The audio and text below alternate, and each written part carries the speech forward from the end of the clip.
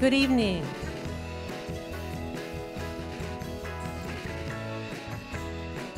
Good evening and welcome to tonight's dual language, nonpartisan forum for candidates running for Lompoc City Council and Mayor. I'm Pam Gates, tonight's co-moderator, and I'm a board member of the League of Women Voters of North Santa Barbara County. The League is a nonpartisan organization which encourages the informed and active participation of citizens in government through voter registration and education. The League is pleased to be collaborating with our host, the Lompoc Vandenberg branch of the American Association of University Women, or AAUW. It is also a nonpartisan organization, open to all genders and committed to a mission of equity for all. I am joined tonight by our co-moderator, Jenna Bell-Rose, a member of Future for Lompoc Youth and an Allen Hancock College student. For the last 60 years since the chartering of the branch, AAUW has hosted nonpartisan forums as a service to our community. Tonight, the forum is offered with dual language, live interpretation, both in person and on Zoom webinar, so that all can participate in their preferred language. Our live and Zoom audiences tonight have a wide representation of new and diverse voters who are excited to hear from our candidates. Here is tonight's agenda.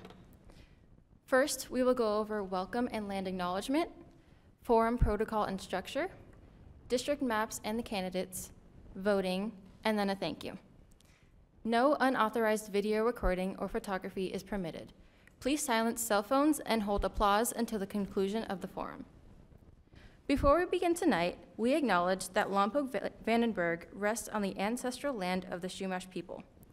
AAUW honors the Chumash elders, past, present, and future. We come together tonight following the Chumash tradition to learn and grow as a community.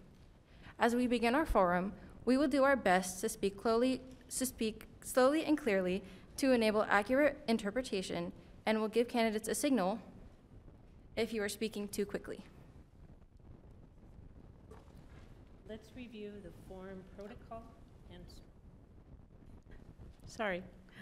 Let's review the forum protocol and structure.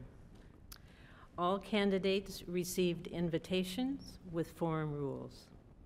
All participating candidates agreed to forum rules. Priority issues and questions came from the community.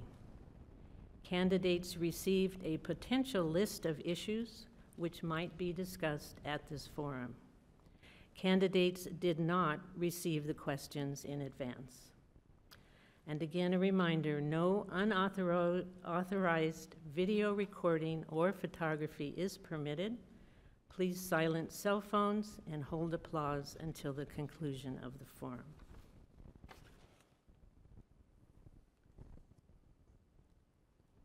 Forum structure.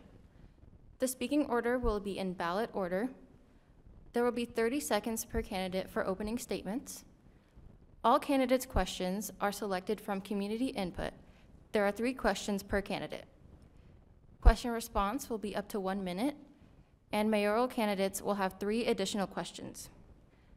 And there will be 30 seconds per candidate for closing statements. Now let's meet the candidates.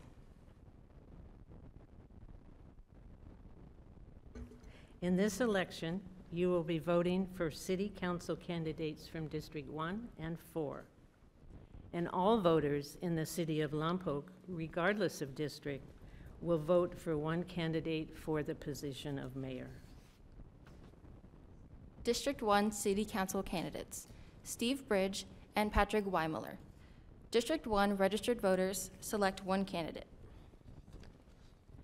District 4 City Council candidate is Jeremy Ball. He is running unopposed.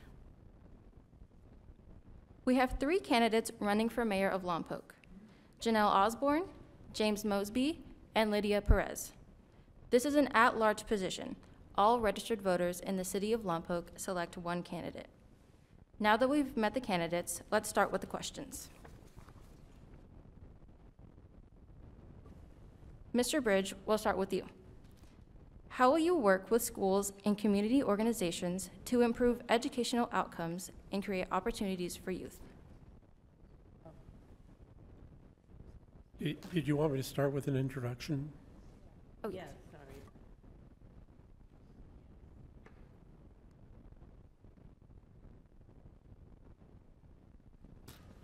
All right, I'll break the ice. And thank you, everybody, for being here, and thank you, AUW and Future for Lompoc.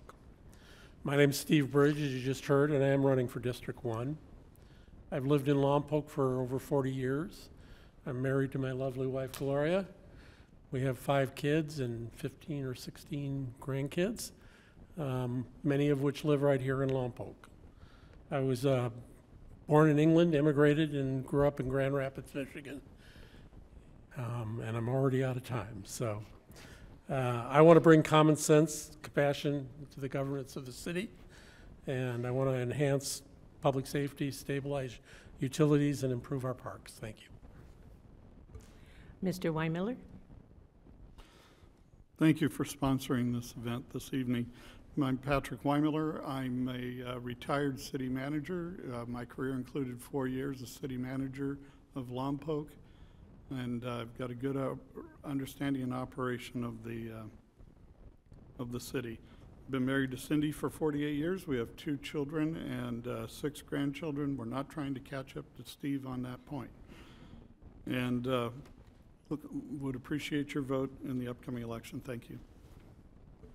Mr. Ball? Hi, everyone. First off, thank you to the AAUW and Future for Lompoc Youth for hosting this event. I've been your city council person here for the last 4 years. I'm excited to run again. I'm a husband to lovely wife, Michelle. I'm a father to a 2.5-year-old, almost 2.5-year-old son named Theo. I have a small business. I'm a photographer. I am a part-time teacher at Allen Hancock. I juggle lots of things, and I look forward to representing you in the future as we see Lompoc grow. Ms. Osborne? Thank you to the League, to AUW, and to Future for organizing this. I know it's not easy, so thank you.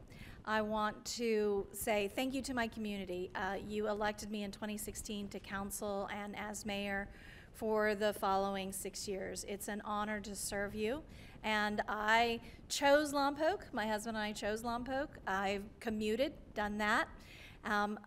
Started a small business, and then got involved and volunteered on the Economic Development Committee. And then was asked by the community to run for city council and then for mayor. We have come a long way, and I want to continue that growth. Thank you. Mr. Mosby? Yeah, my name is Jim Mosby. Guess the only local native running here tonight. Thank everybody for coming and watching and spending their night here with us. And thank everybody else for coming up here, and thank the mayor for the 8 years she's done too. She's put in many, many hours to do what she's doing.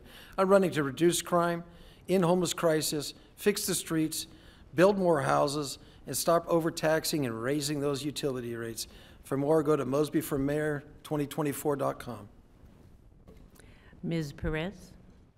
Thank you. Good evening, Lompoc. I'm Lydia Perez, a daughter of immigrant parents and a mom who wants what we all want, a safe, strong, and supportive community for our families.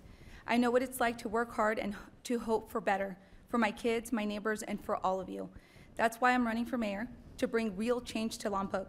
Together we can lift up our local businesses, make our neighborhoods safer, and create opportunities for everyone.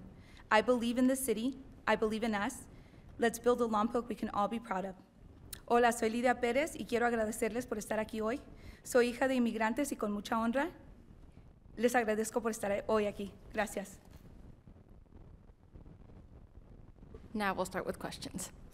Question 1, Mr. Bridge, will begin with you. How will you work with schools and community organizations to improve educational outcomes and create opportunities for youth? Well, I'm the founder of Certain Sparks Music Foundation, one of the founders, and I will continue to do that. We support CASA. In the foundation, we provide music lessons and music instruments for deserving kids. And I also have been working with Lompoc, the Future for Lompoc Youth, and being a mentor. So I would continue those activities at the grassroots, and then on the Diaz, wherever possible as a city official, I would obviously support the local schools. Mr. Weimiller? Yeah, obviously, education's extremely important, not just for our kids' sakes, but for the building of economic development within the city. So I would reach out and try to build on the relationships I already have with the members of the school board, and I look forward to meeting with and working with the superintendent as well and supporting the measure that will allow them to improve the facilities that so desperately need to be improved. And that should sum that up. Thanks. Mr. Ball? I think it's, I'll just cut right to it since I don't have anyone opposed to me at the moment. The first thing we have to do is to get kids to believe that we believe in them. And the first thing we have to do is to insist that our kids show up to a nice, clean, vibrant classroom. And the way that we do that is we get behind Measure M, which is not political. It's the same system that other cities are turning the corner and upgrading their schools for their kids. We cannot start any other conversations until we fix our schools. So let's start there. Ms. Osborne? I agree with Mr. Ball. We absolutely need to finally pass the school bond. We are behind on that, and improving the schools is the first step to improving the lives of our youth. I will continue working with organizations like C4 and Future that are making investments. I invited Future in its early stages to be here in the city council chambers for their first meeting and their first organization where they listened to our kids and are responding to them.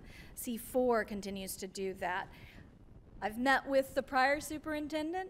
I regularly meet with our current superintendent. I have relationships with all of our board members, and I look forward to making relationships with the new members that will be elected.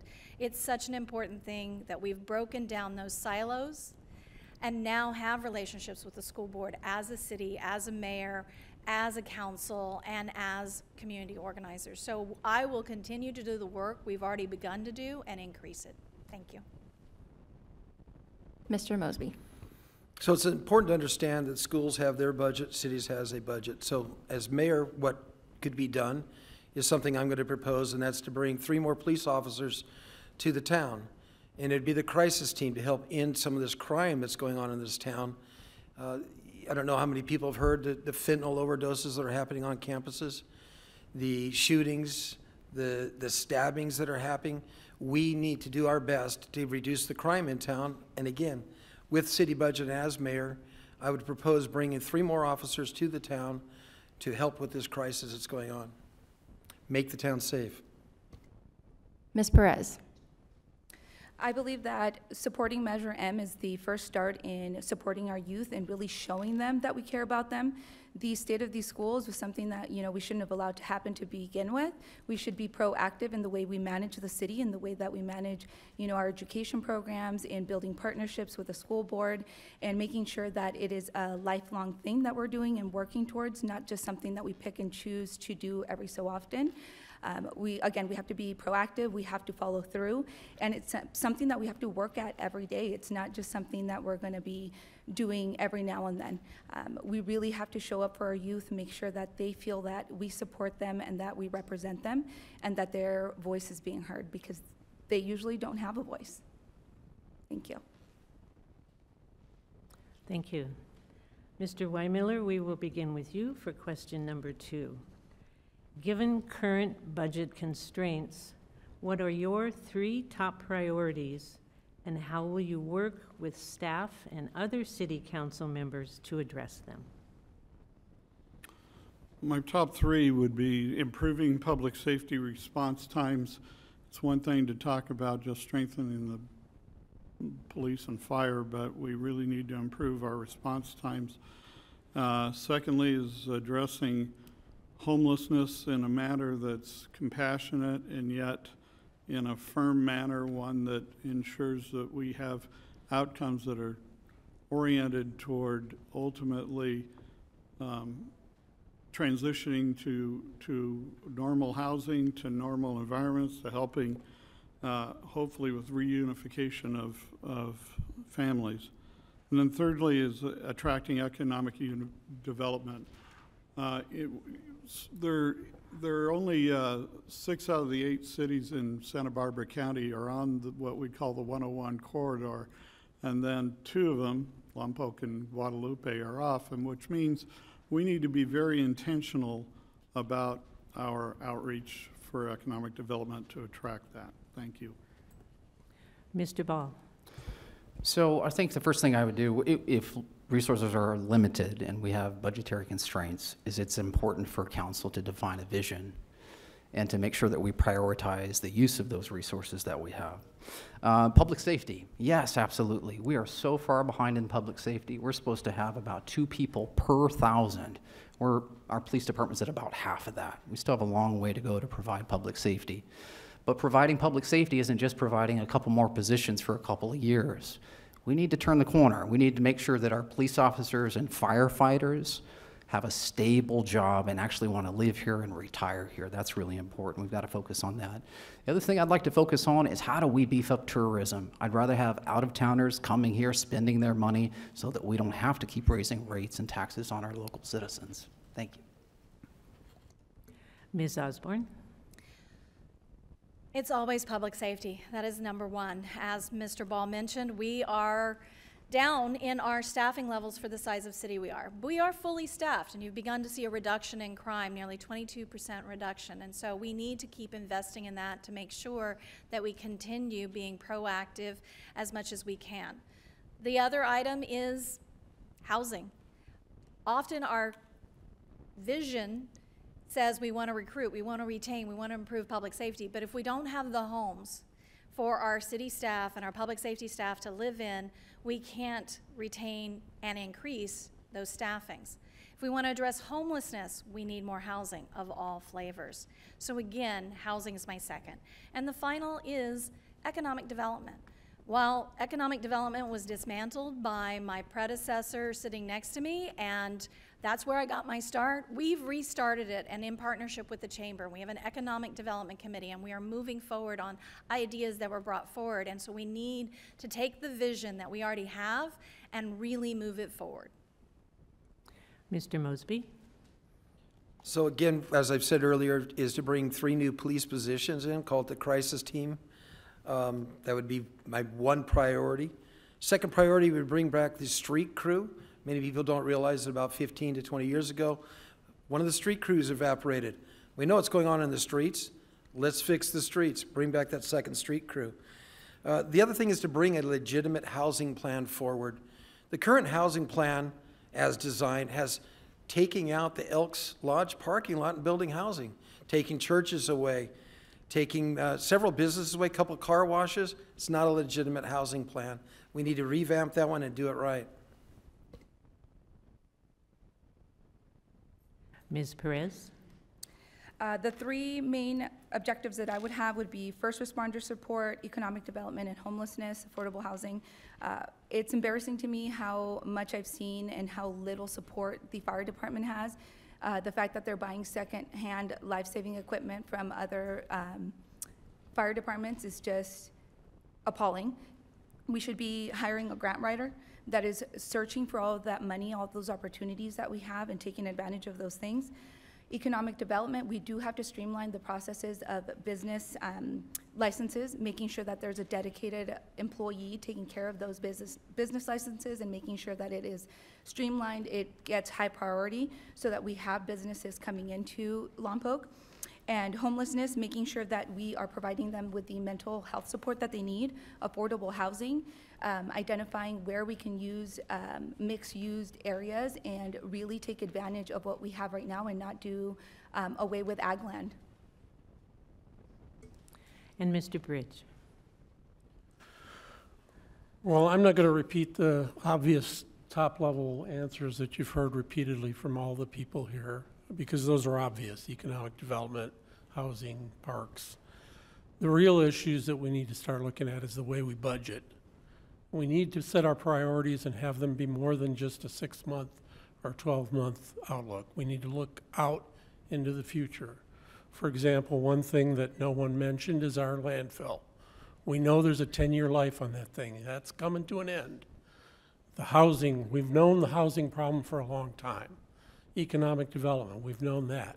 It's in the budget process where you start setting priorities and putting, let the rubber meet the road. And that's what you're going to have to do, is make some hard decisions.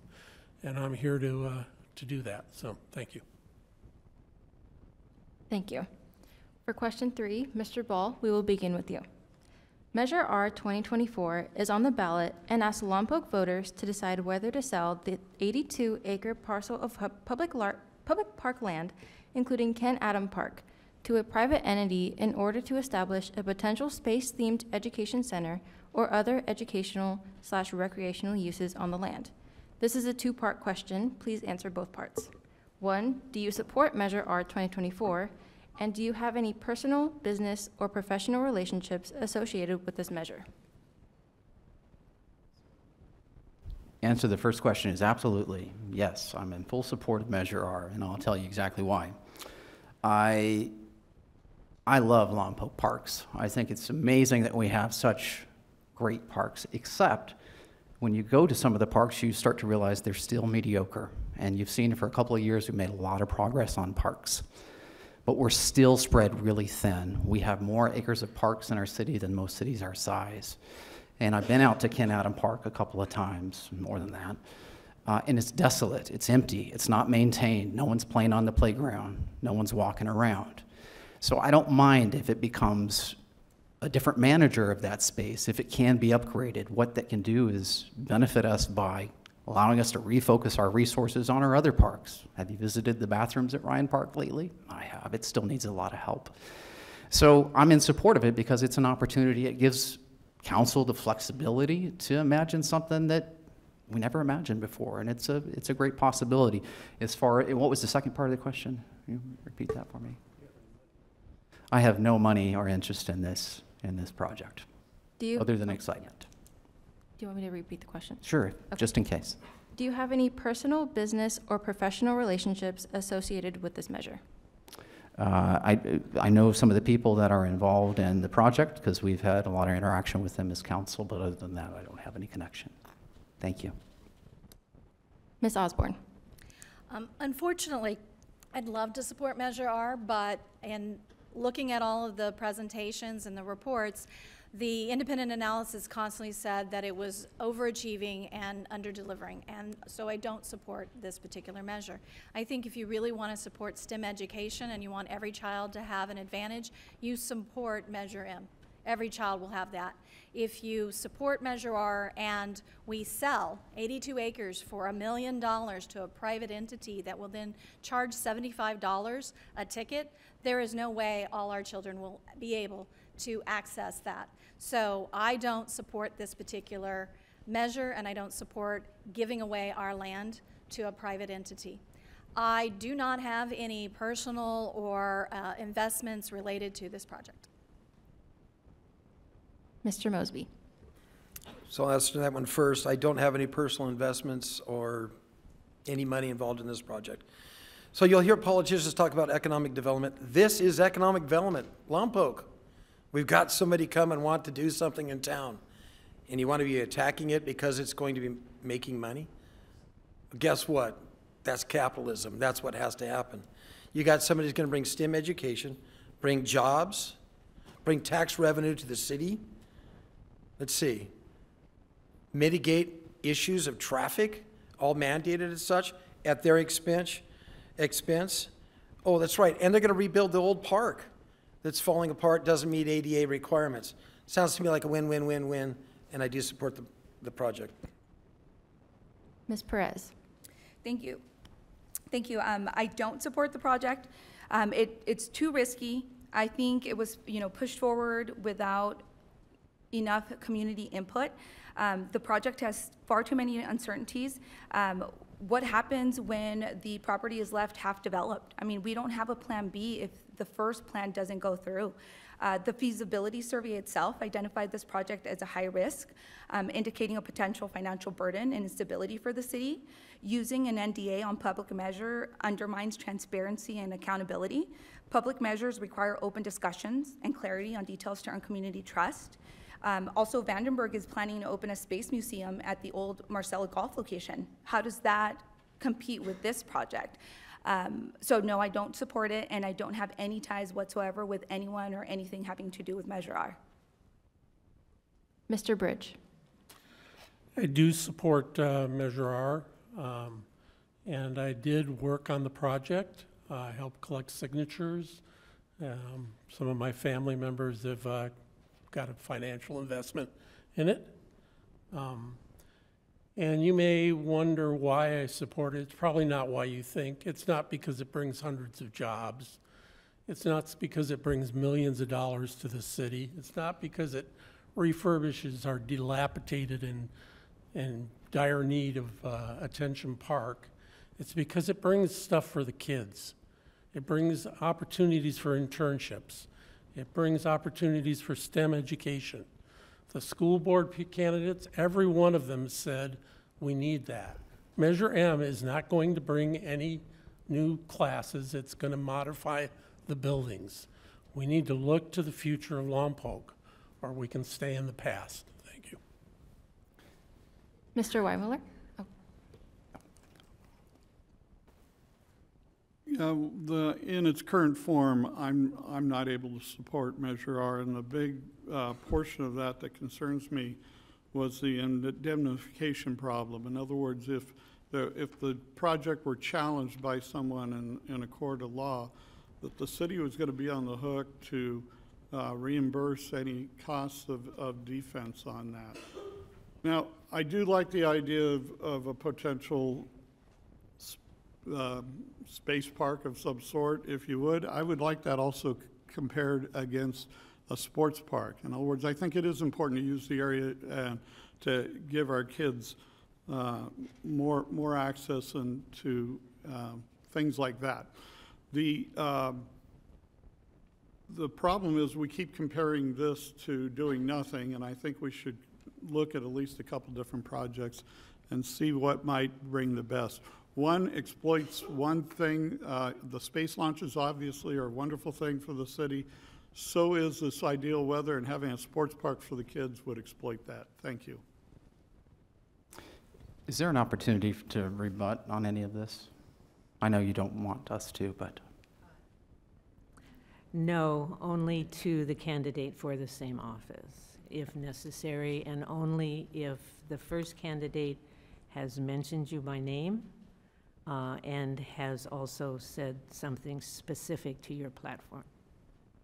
Okay. So I would like to rebut. I believe that the city negotiated in good faith on the Measure R, and indemnification was covered. Pale Blue Dot has guaranteed that they will cover any legal. The project plan has to be approved by the Planning Commission. Sports parks have been looked at several times. The city's had 20+ years to do something with that park. A sport park is a wet dream up there. It's not going to happen. We will now have 3 questions for the mayoral candidates only. Starting with Ms. Osborne. How do you view the mayor's role, and what are your priorities? So it's a balance between the designated role we all see. The mayor chairs your city council meetings. You manage the agenda, you manage the room, you manage the discussion, you help move the discussion forward, and you help deliver decisions by the council as a whole. The other side of the job is the role of being present in the community, attending as many events as you possibly can, whether it's a ribbon cutting or it's a C4 event or a future event or a school board event. It's serving on multiple outside organizations like SBCAG and NCPA and serving roles there and traveling and going to DC and to Sacramento and advocating on behalf of your community. And then it's taking all the meetings and answering the emails and the phone calls and prepping and studying for those council meetings with 3, 4, 5, 1,000-page documents in preparation for those. So there's a lot of work, and I love doing it. Mr. Mosby? I'll say the mayor did an excellent job explaining that. I think there's a lot more to being mayor than just the nitty-gritty of everyday things, the paperwork, the agenda, the meetings and things like that. We represent Lompoc. We are here to build partnerships at every level. We are there to make sure that we are saying yes to every opportunity that is out there for Lompoc, whether it be a grant, whether it be money, whether it be, partnerships that push us forward. Yes, the paperwork, the meetings and everything are very, very important, but building those relationships and actually showing up, not just saying you're gonna show up, but actually showing up and representing and being a part of the community and supporting those businesses or those nonprofits is really important. And I think that is the major role of a mayor, especially in a town like Lompoc. Being the voice of the people and being inclusive, making sure that everybody's voice is represented and not just a particular group is vital as well. For question 5, Mr. Mosby, we'll begin with you. What 3 actions will you take to encourage cooperation and consensus among City Council members?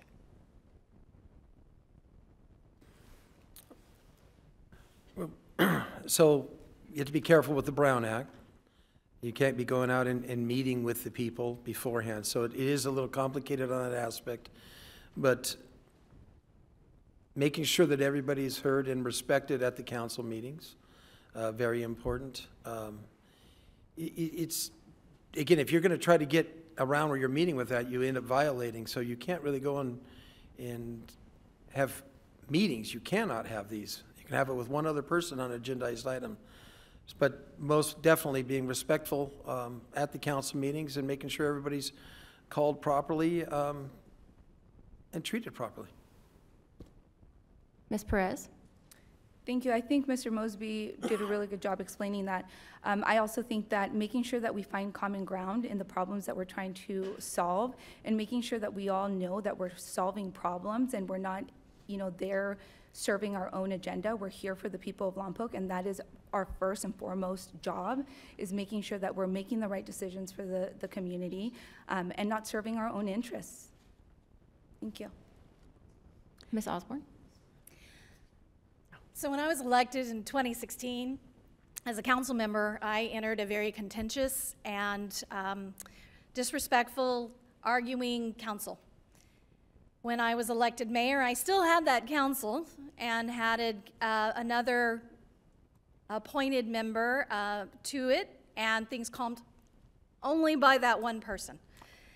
We then had a change in 2020 on council with 2 new faces and my leadership, and we began to have more respectful conversations.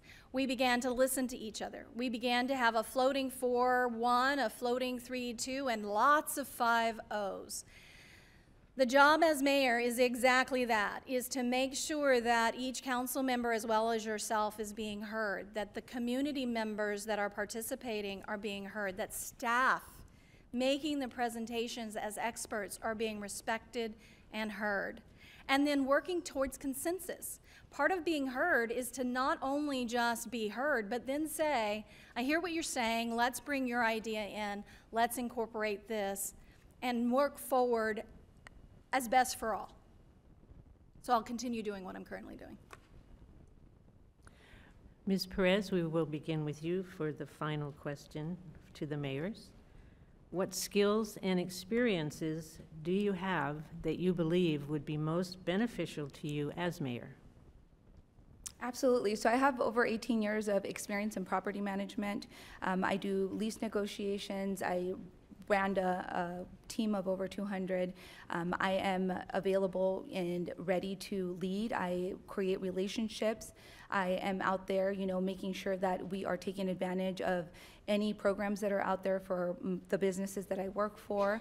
I'm always ready and willing to learn. I'm always looking for mentors, if I don't know something, which is, normal. I always look to the experts and mentors in the community to see what we should be doing. I don't pretend to know it all. I know that I don't know it all, but I know that I'm resourceful, I'm hardworking, and I've taught myself how to be, just above everybody else and making sure that I'm working hard for whatever that I'm doing, and I always give my best to everything that I do. I don't do anything halfway. If I'm going to commit to something, I commit to it wholeheartedly. Thank you. Ms. Osborne?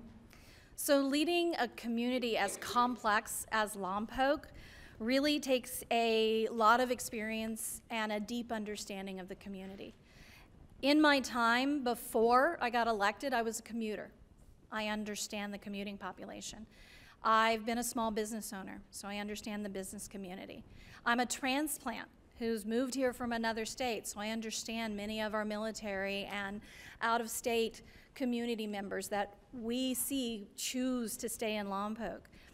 While on council, I have not only served as mayor, but I serve as chair for SB-CAG. I am currently the incoming chair for our electrical power. I have served on several different committees that are focused on community development, on complete streets. I have participated at national level events. I've built relationships with our state and federal representation that Lompoc did not have when I got elected. And we have seen that come back to us in federal appropriations and state fundings and additional grants. So again, experience matters, and I believe I have the most experience to continue. Mr. Mosby? So I did 6 years on the city council. I know the inner workings, what goes beyond and behind the doors over there. I have 40 years of property management experience where in this town here, I've met with hundreds of businesses, either placed them into properties I own or met with them and directed them to other properties. So 40 years I've been in the outreach in the community and seeing what's going on. I had a business at one time for several years with about 30 employees involved with that, so I understand the difficulties of getting on in this town and the community, along with 8 years as a county park commissioner. And for 2 days, yes, 2 days, we had the estuary open at Surf Beach. And that was a long fight and battle to get that open, and we did win that for at least 2 days. The following questions are for all candidates. Question 7, Mr. Bridge, we will begin with you. What specific policies do you propose to increase affordable housing, and what initiatives will you take to reduce homelessness?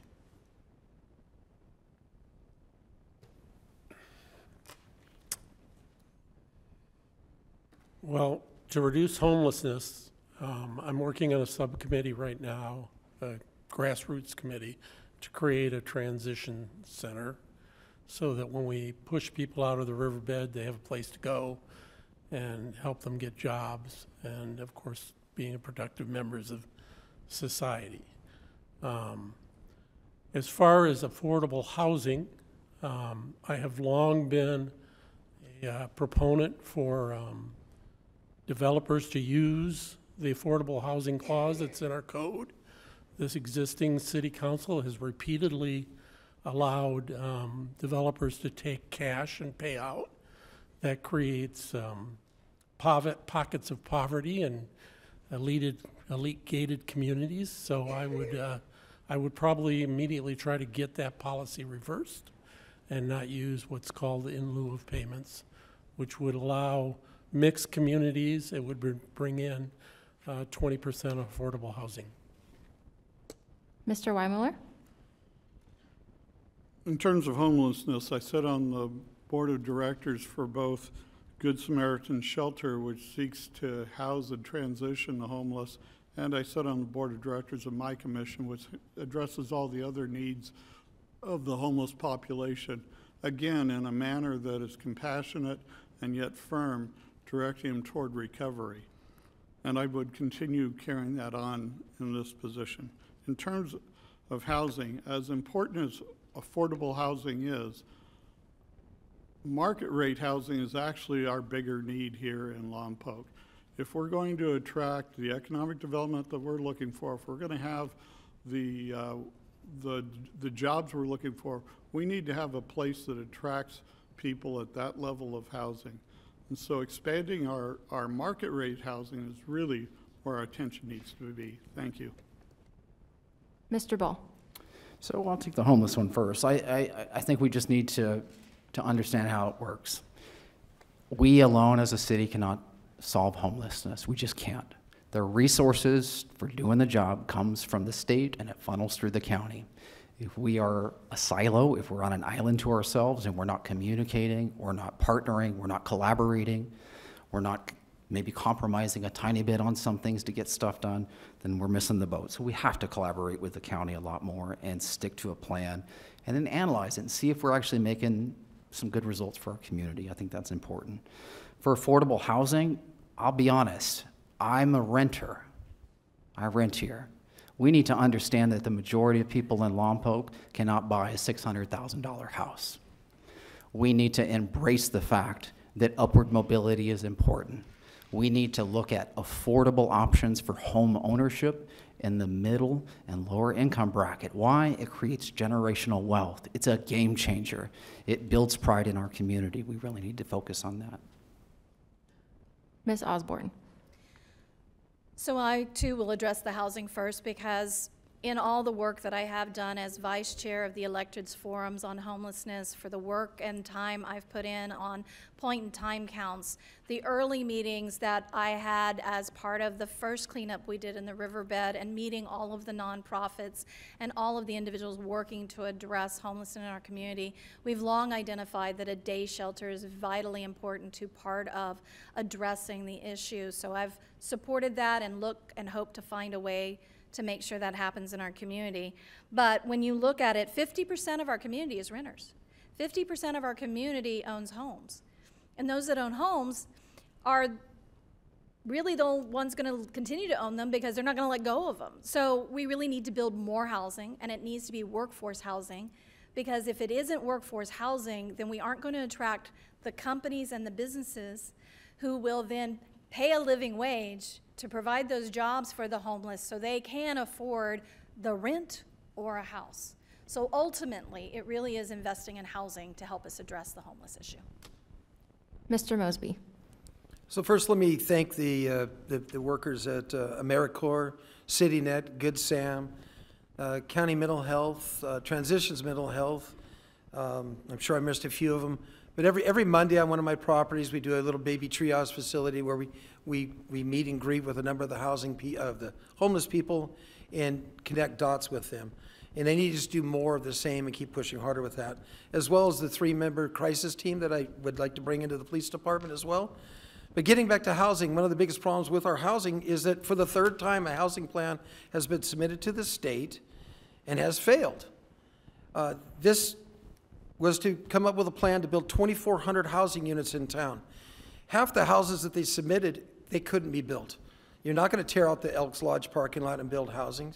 You're not going to tear down gas stations. You're not going to tear down car washes and build housing.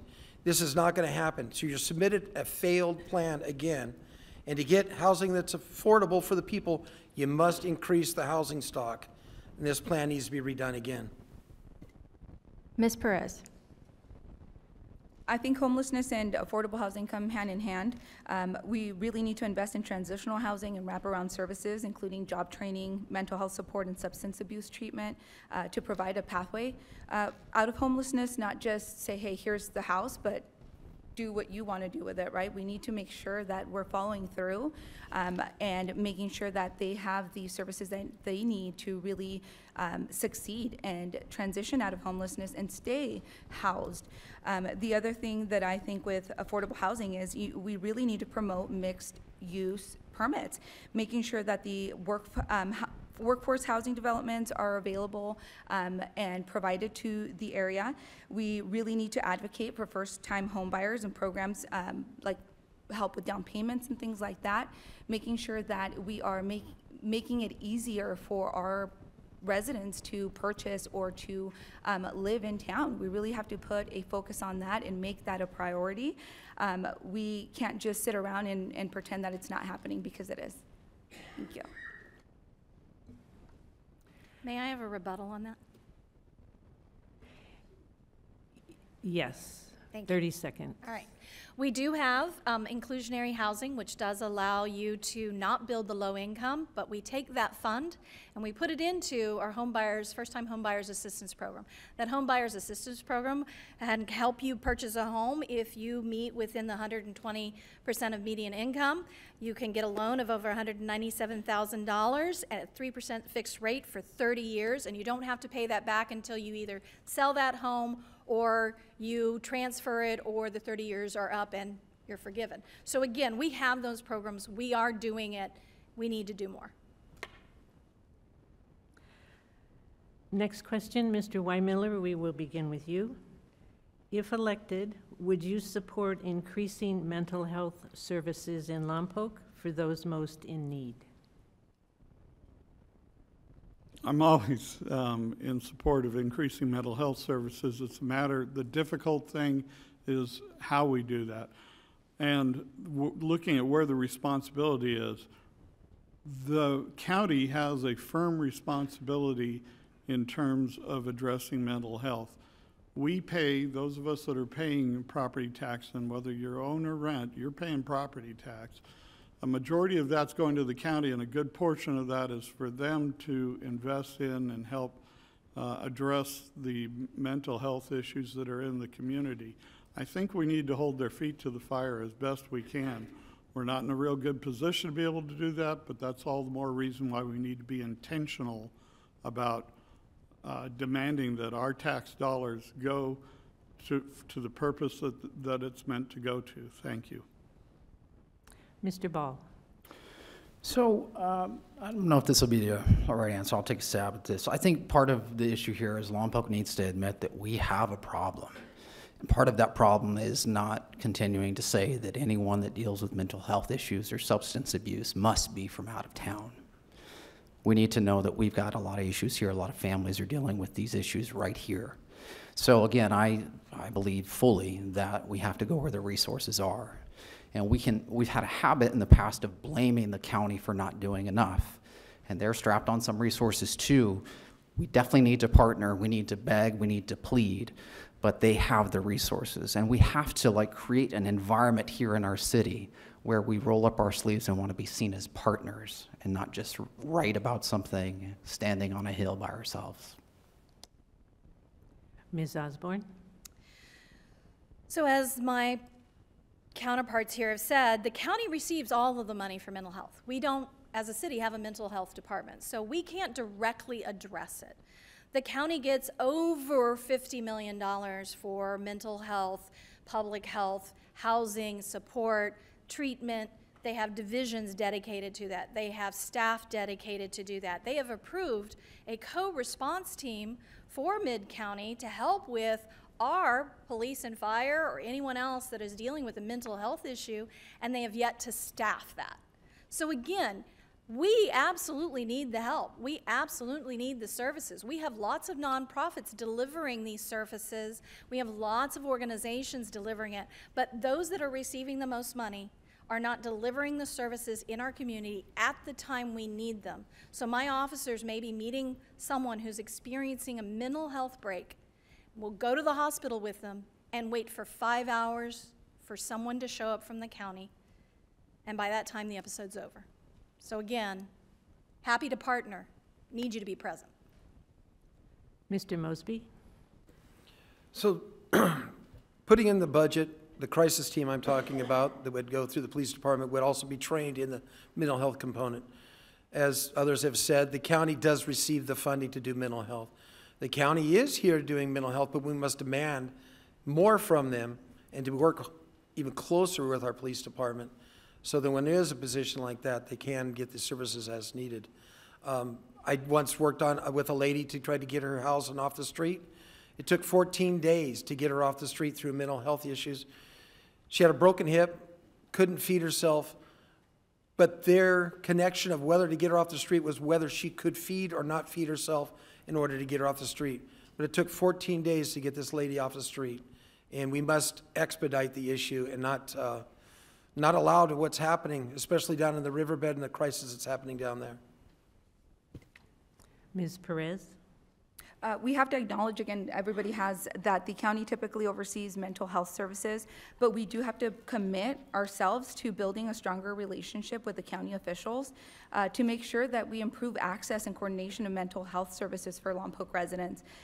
We have to support the development of a sobering center. I mean, we can't continue to pull on the resources for our first responders, you know, the police and the fire department, because it does tie them up. You know, they shouldn't have to drive all the way to Santa Maria to drive someone that is intoxicated to sober up, you know, and that ties them up 3 hours, the driving, the intake, and then the driving back. We really have to work together, again, build partnerships. That is, you know, the main thing that we really have to do is build the partnerships so that we can take advantage of the programs that are out there and make sure that they're seeing us and that they're supporting us as well. Mr. Bridge? I am actively working to create the transition center. That's a euphemismally called a day center. That brings the people who need the help together with the county services and the local services charities. That's underway, and you're welcome to come and help us. We've met with the county, and the county services are looking forward to having a place where they can meet their clients. And I don't think it's a us and them. It's a community effort to come together, create a place where we can address these issues with those who have the resources and the money to do it. It's because it's distributed, it becomes problematic. When you bring it together and work as a team, you get results. Question 9, our final question. Mr. Ball, we will begin with you. How can we attract more businesses with living wage salaries to Lompoc and provide career opportunities for our young adults? Can you repeat that one more time? I was writing a note down. I just want to make sure I get this. I have a lot to say on this one. How can we attract more businesses with living wage salaries to Lompoc and provide career opportunities for our young adults? Okay, I'm going to go as fast as I can. First thing we need to do, pass Measure M. Why? We've got some tech jobs on base that are going to be growing over the next 20 years. We've got trade jobs that are going to be growing. So yeah, we need to get behind Measure M completely so that we can have our local kids grow up with a chance to go after that living wage job. That's the first thing we need to do. The other thing we need to do is think outside the box. A lot of people that live in Lompoc drive all the way to Solvang, San Ynez, Los Olivos, and other places to work a job with the living wage. And they're doing so because of something called tourism. If we could turn the corner with tourism here, if we could attract outsiders, we could give a lot of high school graduates, kids that are in their first or second year of junior college, an opportunity for a living wage job so that they can actually help their families pay the bills and actually see a brighter future at Lompoc. Ms. Osborne. So having started out on the Economic Development Committee and having done a lot of research and meeting with organizations like the military base that employs thousands of people, SpaceX, ULA, many of the companies that want to locate in Lompoc, the number one thing they say to me is your schools, and the number two thing is not enough housing. So again, it goes back to support Measure M, improve the schools so that they look better, and we need to build more housing because those young people at SpaceX with living wage jobs already are expanding to nearly 300. They can't find people here that have the knowledge and the experience. Hancock is doing a great job. They're identifying this. They're providing paths. They have a campus in town. You can get nearly 7 degrees in town without ever having leaving. So again, our job is to identify, communicate, and work as partners to solve the issues that exist that aren't allowing the businesses to come here. And then we'll have the living wage jobs and career opportunities for our youth. Mr. Mosby. One of the first ways to do this is to make our streets safe. I've met with several businesses recently. When they come to town, they see what's going on with the open-air drug use, the open-air alcohol use, the public urination, public defecation that happens on our streets. and they turn around and walk away and say, why your town? We need to clean up that mess. And again, I said it with a crisis team that we can address this and get to that. Another way is Mayoral. We're going to bring 350 jobs to the town, which brings that tourism town, which brings more and more and more. Another thing is what the council did is they rezoned the last big chunk of land that was zoned business park. They would build for jobs in this town. Well, that's out the window. So without land to build new buildings, you're in trouble. And Lompoc has a long way to go. We need to revisit some of these measures that just happened recently on rezoning lands that were for jobs and rezoning it to housing. The one across from Home Depot got rezoned as well. That was PCD zone. Now it's going to be zoned for high-density residential. So you just lost the jobs there. Ms. Perez. Again, I think we have to streamline permitting and fast-track approvals for projects that support local workforce development, mental health services, and other community benefit initiatives. We have to support the workforce development, make sure that our youth is taking advantage of the 300 jobs at Vandenberg. Not everybody's education is a 4-year education. Those vocational jobs are really important. They're 6-figure jobs. We really have to make sure that the opportunities are out there for our youth, and we really have to support Measure M and build a strong foundation for our youth to prosper. Mr. Bridge. Well, I own a few businesses and employ a few people, and I've dealt with the city a lot. We need to streamline the business permit process. It's onerous and difficult. That would be one of the priorities. We need to leverage who we are. I was also on the Economic Development Committee and watched people try to change us into something we aren't. We're a suburban community next to a base that's now launching 100 rockets a year. We're in the middle of a tourist corridor. Solvang gets 1 million+ visitors a year. We need to leverage that condition, not try to be something we aren't. So streamline our processes and take advantage of what we are, because that's an opportunity. Thank you. Mr. Weimiller. Yes, it is a matter of being very intentional about attracting people to this location, because otherwise they're going by on 101. We need to give them a reason to come down Highway 1. And maybe the answer is what Measure R offers. As I said before, I've got some discomfort with some of the actual wording in there. Read it for yourself.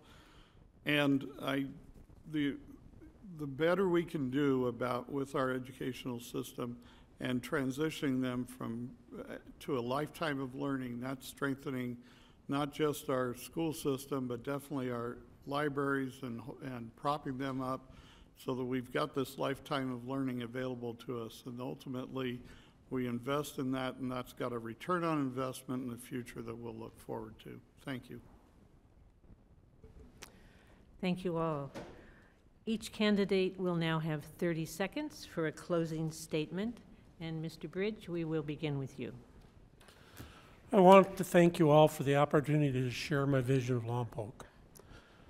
As a city council member, I'll focus on infrastructure revitalization, Old Town improvement, strengthening our relationship with Vandenberg, and addressing homelessness compassionately.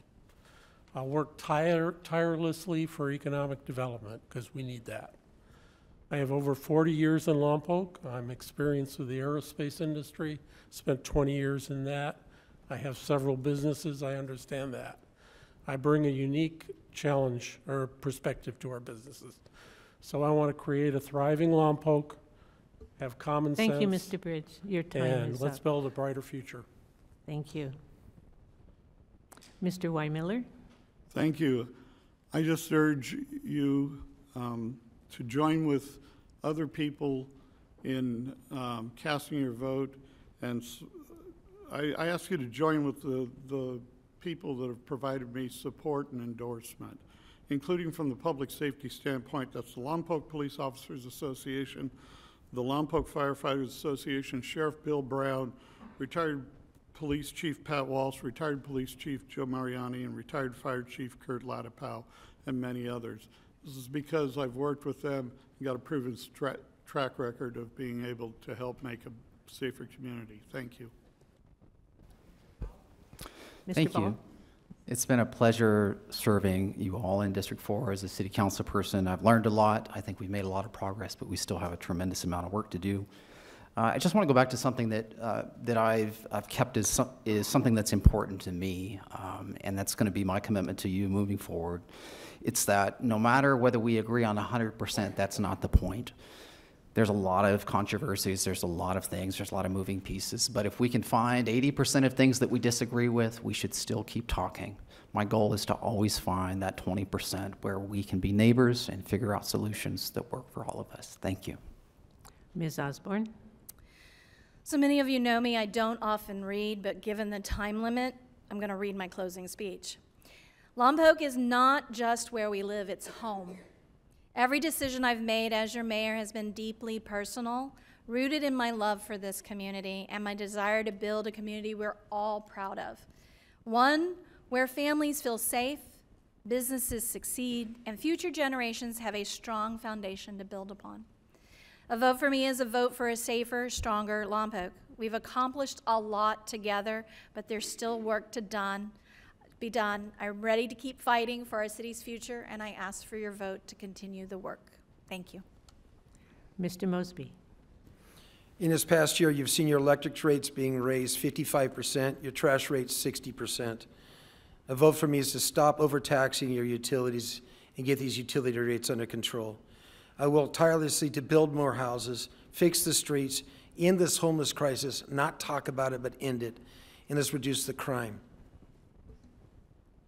Ms. Perez? Thank you. Tonight, I've shared my vision for a Lompoc that grows, thrives, and moves forward together. And this vision isn't just a dream, it's within our reach.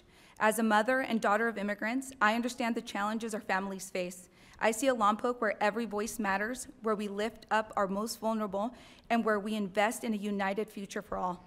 Together, we can build a stronger, more inclusive community where change is not just a word, but a promise and an opportunity. Experience doesn't matter when we're happy with the status quo. Let's move forward together and make Lompoc a place we're all proud to call home. Thank you. Muchísimas gracias. Thank you all for your comments.